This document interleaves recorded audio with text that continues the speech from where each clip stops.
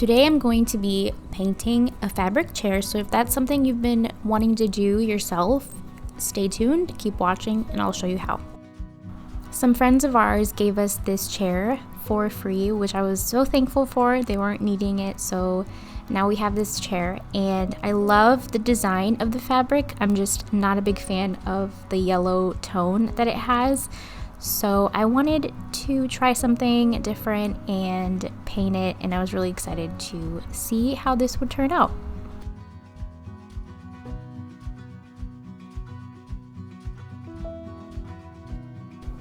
I was looking at paint, and my mom had this beautiful chalk paint in the color sandstone. I think you can find this at Walmart, Meijer in the craft section. It's pretty easy to find. And I liked the color because it matched everything neutral in our bedroom, and I like to have neutrals and then just add color, so I thought it was perfect, and I was excited to try it out.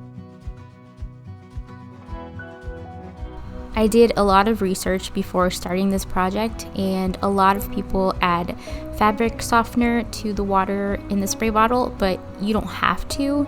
So I just use regular water in a spray bottle, and I also had a paintbrush, and then the small paintbrush was for the edges because I actually did not take the chair apart. I wanted to do this as quickly as possible, and it worked out fine. I didn't really have to do that. So and then you'll need the paint, obviously, and also sandpaper for later.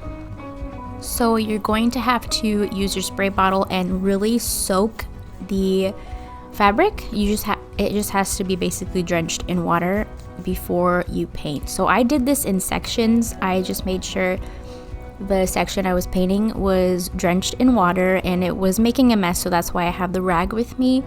And then you just do this and you paint over the sections that are wet, and then just repeat until the whole project is painted.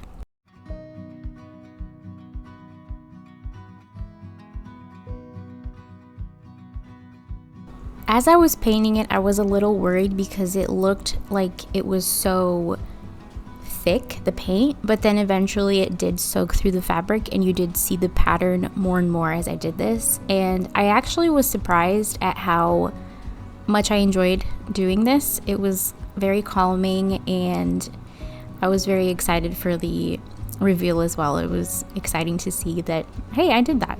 It looks pretty decent. So also, if you haven't noticed, I am doing this in our sunroom, which if you haven't checked out the reveal, I will put the link to that in the corner on the screen if you want to watch that video. This has been such a blessing to have this sunroom, and I'm so happy that it's pretty much done. There's still a few things to do, but I'm happy with it.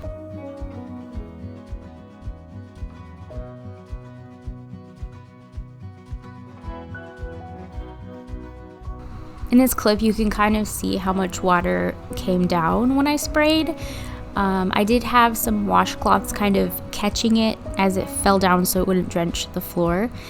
But this is still the first coat, and once you're done, it dries. After the first coat, everything is painted.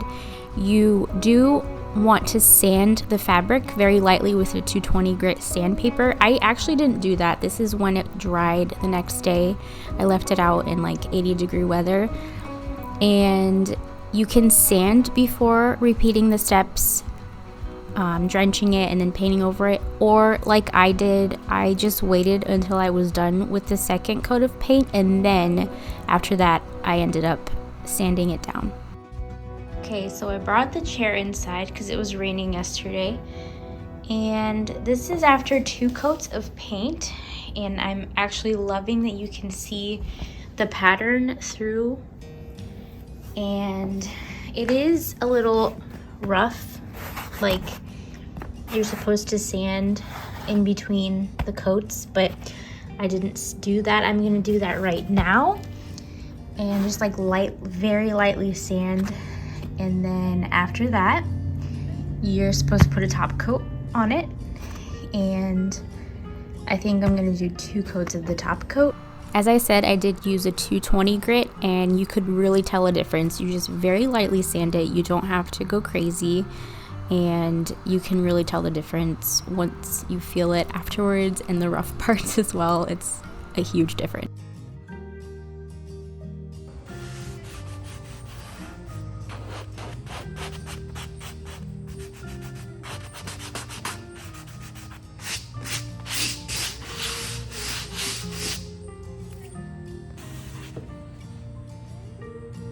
This is the top coat that I use. You can find this at any Home Depot, Lowe's, even sometimes grocery stores have these, like Meijer, Walmart, and it worked pretty well. I just put 2 coats of it, and it is easier if you get a spray paint, and then you don't have to use a brush again, and it's less of a mess. Oh, look how much better that looks.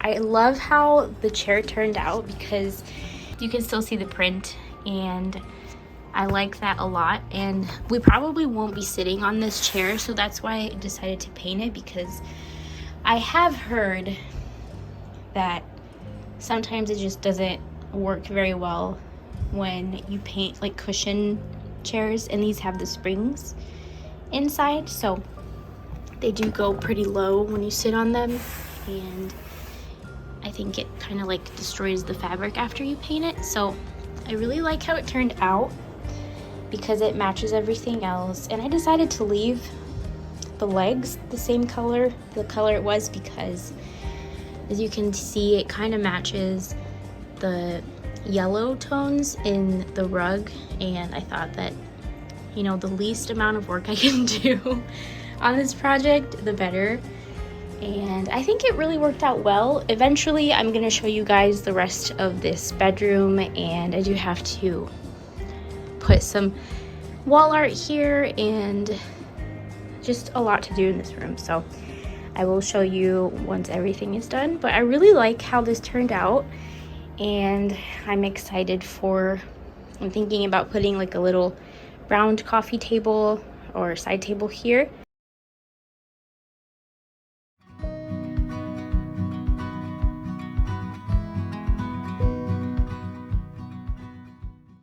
So here's a reminder of what the chair looked like before. It just wasn't going well with everything, and then after I painted it, it looks so much better. Everything is more cohesive, and now I can put some color like this pillow and this blanket. But eventually I know that me and Andrew will just end up using this to put our clothes on it when we don't feel like putting our clothes away. That's how it always goes. If you know, you know. And I am so happy with this. I hope you enjoyed this video. If you did, make sure you give it a thumbs up and comment down below. Subscribe if you haven't yet, and I really hope to see you in the next video.